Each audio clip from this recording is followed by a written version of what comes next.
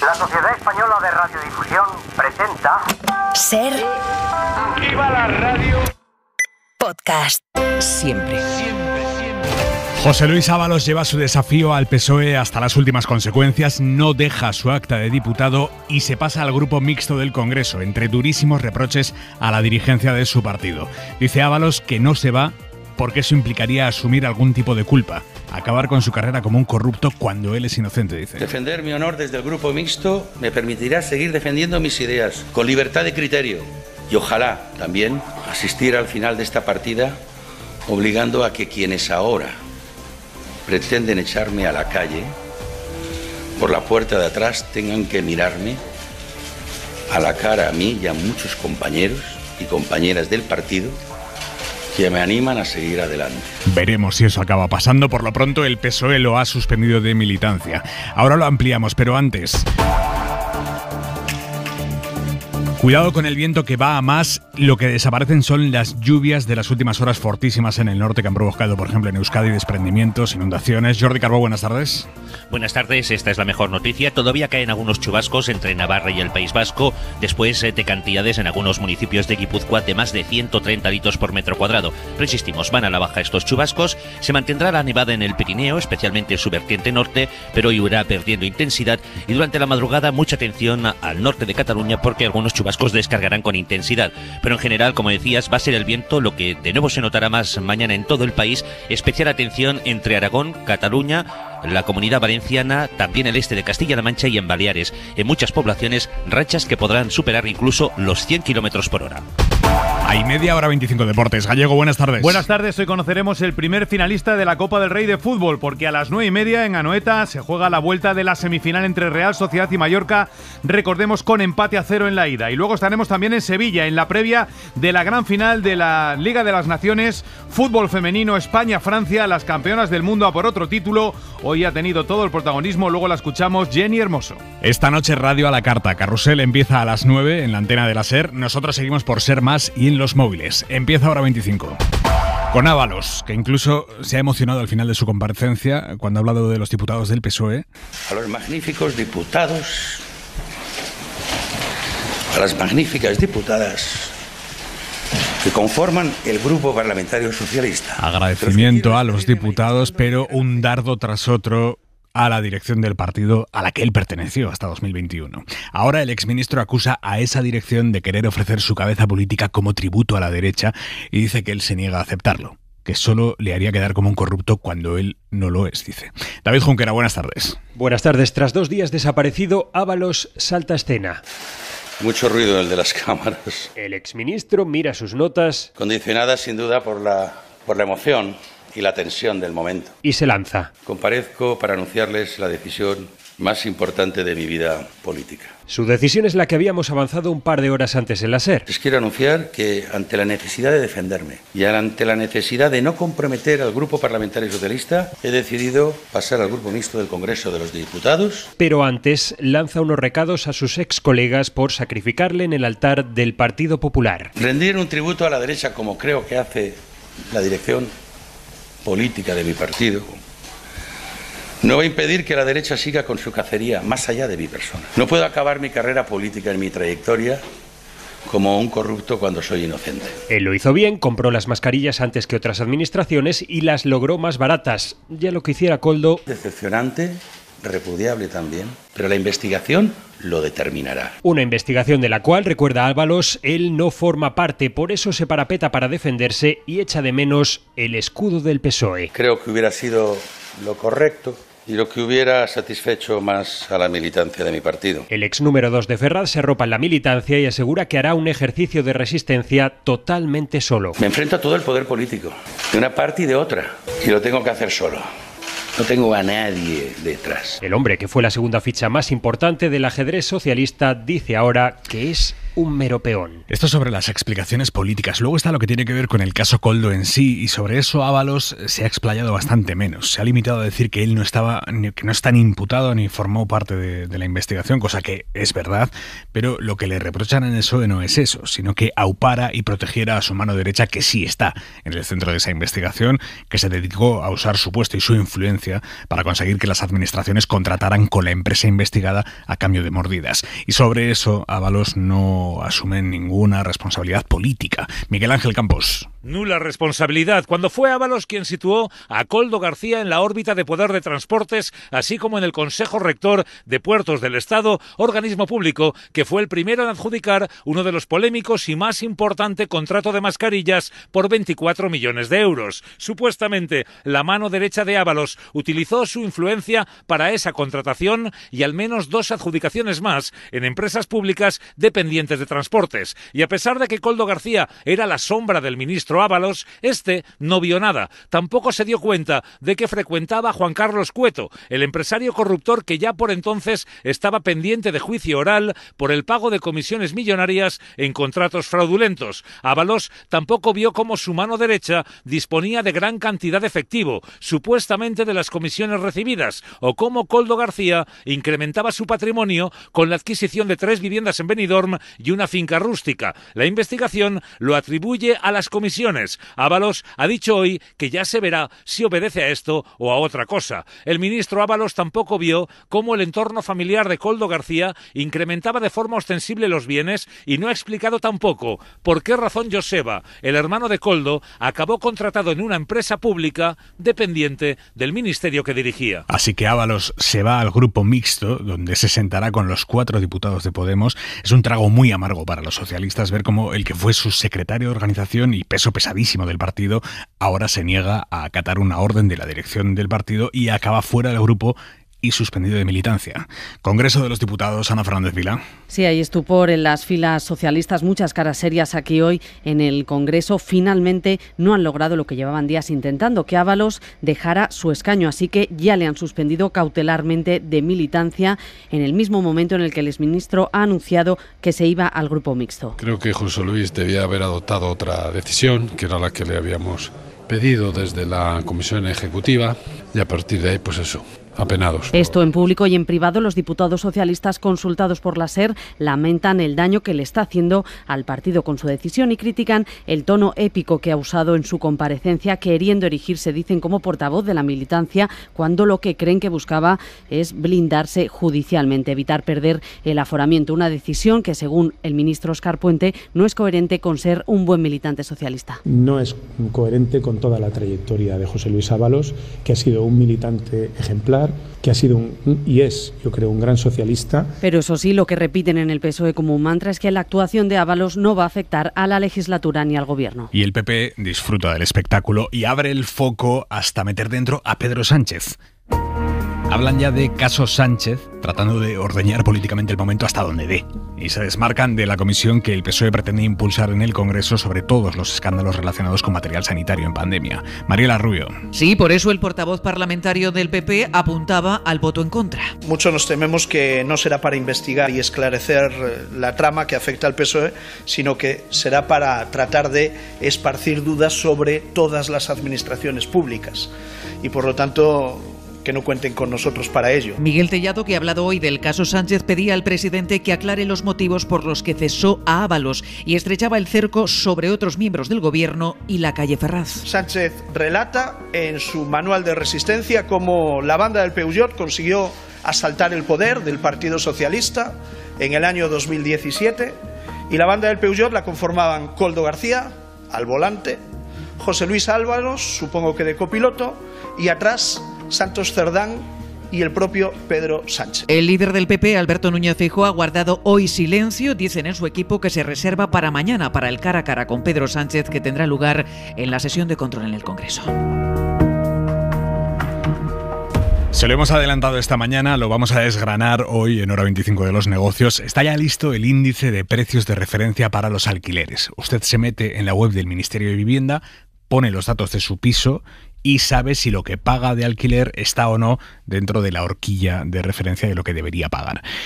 La idea es que este sistema sea la base para fijar precios máximos en las zonas que las comunidades autónomas declaren como tensionadas. Y este es el kit de la cuestión, porque en la mayoría de las autonomías que gobierna el PP, con Madrid a la cabeza, no tienen intención de hacer esa declaración. Estefanía Salvatierra. A esas comunidades el gobierno les dice que serán ellos quienes tendrán que dar explicaciones a los ciudadanos. Este índice va a proporcionar un rango mínimo y máximo del precio del alquiler en las zonas declaradas tensionadas. Este índice limita el precio en todos los contratos de alquiler cuyos arrendatarios sean grandes tenedores, también en aquellos que se incorporen por primera vez a un área tensionada y en aquellos que después de 5 años sin estar en el mercado del alquiler vuelvan a él.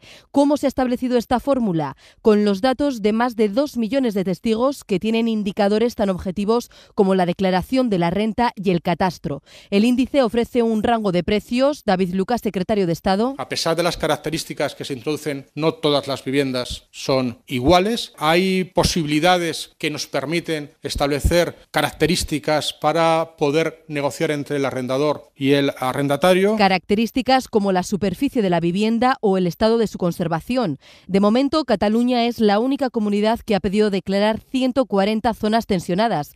En Barcelona encontramos viviendas cuyo precio es un 80% superior al que establece este índice. Desde este viernes, el IVA de la luz sube del 10 al 21%. Lo hace de forma automática porque en enero se aprobó un nuevo mecanismo para este impuesto, para el IVA. Si el precio del megavatio hora supera los 45 euros de media durante un mes, el IVA que se aplica el mes siguiente es del 10%. Pero si el precio está por debajo de esos 45 euros de media, el IVA sube al 21%. Y eso es lo que ha pasado ahora. Isabel Villar. Sí, en febrero el precio de la luz ha bajado a 41 euros el megavatio hora a la espera solo del dato del jueves para cerrar la media. Así que de manera automática el IVA que se pagará por la luz en marzo será del 21%. Después veremos qué pasa con los precios en marzo para saber si en abril volvemos al IVA reducido del 10% o seguimos con el 21%. Y vamos con los detalles de las 3 normas que han salido hoy del Consejo de Ministros. La Ley del Consumidor, que se quedó a las puertas de la anterior legislatura y se tramitará de urgencia en el Congreso. La Ley de Familias, que entre otras cosas equipara a las familias monoparentales con 2 hijos con las numerosas y que también va ahora al Congreso. Y el decreto con los requisitos de las becas, que este año trae novedades. Vamos a empezar por esto último. Entre los nuevos requisitos destaca la rebaja del porcentaje de discapacidad que habrá que acreditar del 33% actual al 25% para poder pedir una beca. Educación estima que se van a beneficiar unas 20.000 personas. También se reducen los requisitos para las víctimas de violencia sexual menores de edad, igualándolas a las de violencia de género. El Gobierno ha subido un 5% los umbrales de renta para compasarlos a la inflación y evitar que haya alumnos que se queden sin poder pedir la beca. Además, las ayudas al alquiler de la vivienda habitual no se van a contabilizar como patrimonio. La ley de atención a la clientela pretende acabar con las esperas interminables de los consumidores. Pablo Bustinduy, ministro. Acortando a la mitad los plazos para la resolución de reclamaciones, ahora es de un mes, pasará a ser de 15 días y sobre todo fijando un tiempo máximo de 3 minutos para ser atendidos telefónicamente. Además, el consumidor tendrá derecho a poder hablar con una persona y no solo con un contestador automático. La ley también obligará a las empresas de energía, agua o telefonía a tener servicios de atención 24 horas, 365 días al año. La ley de familias acaba con una larga discriminación. Los hogares monoparentales con 2 hijos recibirán las mismas ayudas que las numerosas, consideración que tiene desde hace 17 años una viuda con 2 hijos. Tendrán además acceso gratuito a la escuela infantil durante 4 meses. Otra novedad de la norma, el padre podrá adelantar en 10 días su baja para cuidar a la madre embarazada antes del parto. Recoge también la ayuda a la crianza de 100 euros al mes por hijo de 0 a 3 años y queda pendiente para la negociación en el Congreso la ampliación a 20 semanas del permiso por nacimiento. Información de Adela Molina, Carlos Sevilla y Mariola Lourido.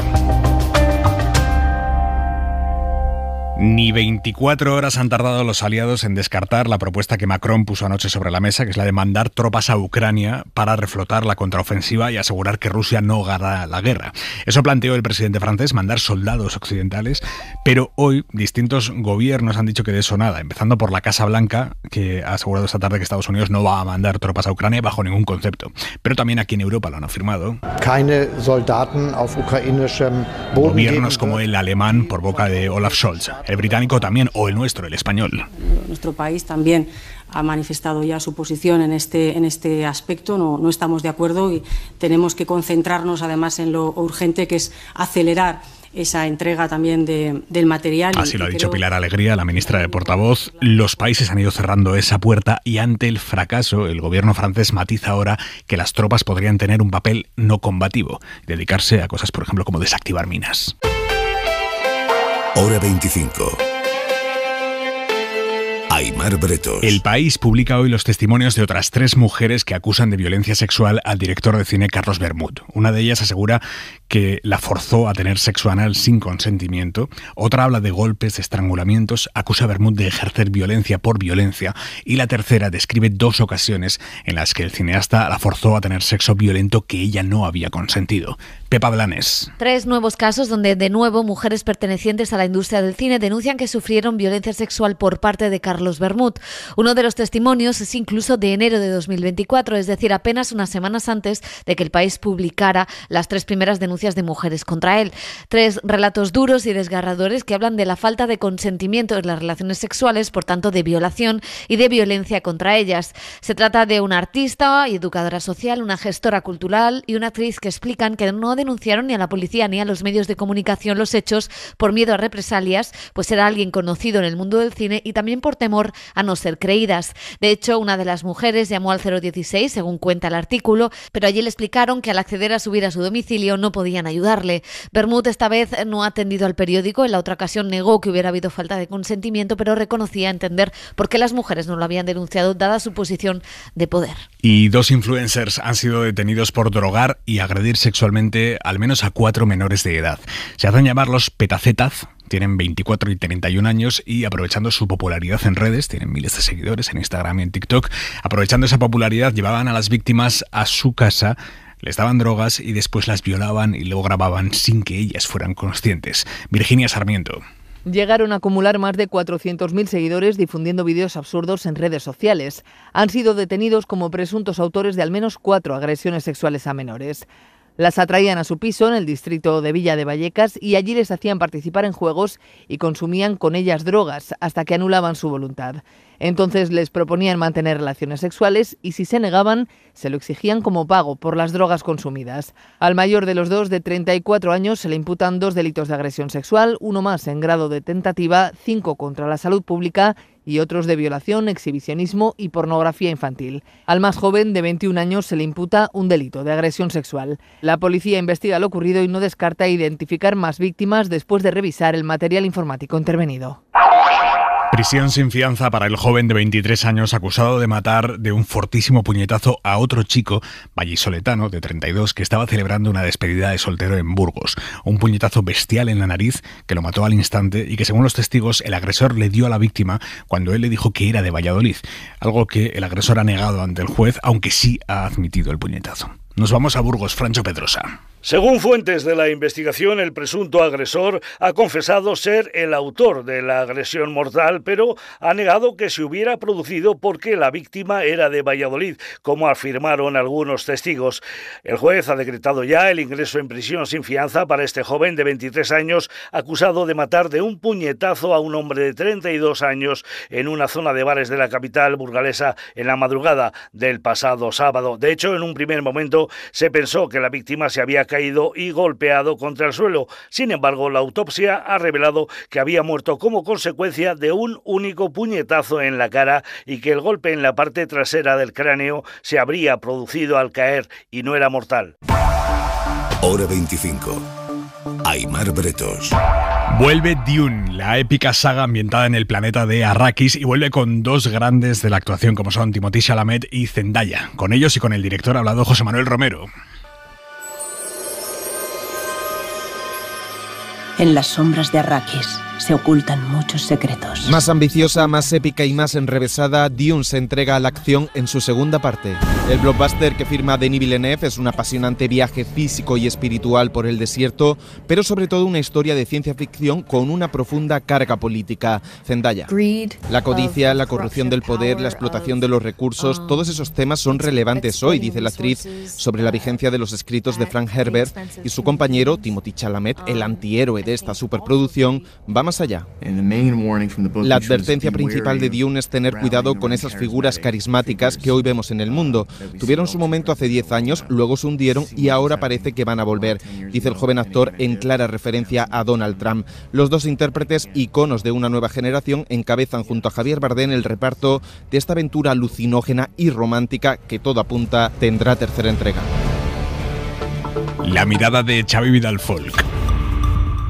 Solo ante el peligro, con retórica de protagonista solitario y atacado, José Luis Ábalos explica que abandona el grupo parlamentario socialista, pero que se mantiene en su escaño. Pasa al grupo mixto. Hay pocas referencias de un caso tan enrevesado. Sin estar investigado ni imputado por la justicia, su problema principal era político, haber nombrado cuando era ministro a un asesor de conducta presuntamente corrupta, sometida ahora al escrutinio penal. Hay pocos precedentes. Casi todos los que en España cometieron ese tipo de error se fueron de rositas, siguieron en el poder, en el escaño o en privilegios paralelos. Tampoco sirve el ejemplo más próximo, el del primer ministro socialista portugués António Costa. Dimitió de su cargo porque estaba siendo investigado sobre un tráfico de influencias y de manejo ilícito de dinero, al parecer encabezado por su jefe de gabinete. La diferencia es que a Ábalos, por más que corran muchas conjeturas y rumores, no le han encontrado indicios para incorporarle a una causa judicial. Pero él mismo trazó una similitud. Su principal razón para mantenerse es de tipo defensivo. Si fuese ministro, habría renunciado al cargo, alegó. Al no serlo, sino estrictamente un diputado de base, no asume esa obligación. Bueno, es verdad que hay diferencias de función entre un gobernante y un legislador, pero no las hay en la categoría del contrato político que vincula a ministros y a diputados con los ciudadanos. Es un contrato de confianza. Y esta ha sido defraudada por el protagonista del asunto.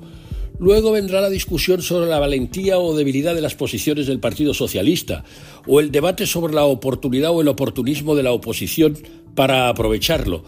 Pero eso pertenece a la dinámica política o al ruido, más que a la profundidad de los dilemas éticos, que es de lo que todos podemos aprender, de la condición humana. Para no perderte ningún episodio, síguenos en la aplicación o la web de la SER, Podium Podcast o tu plataforma de audio favorita.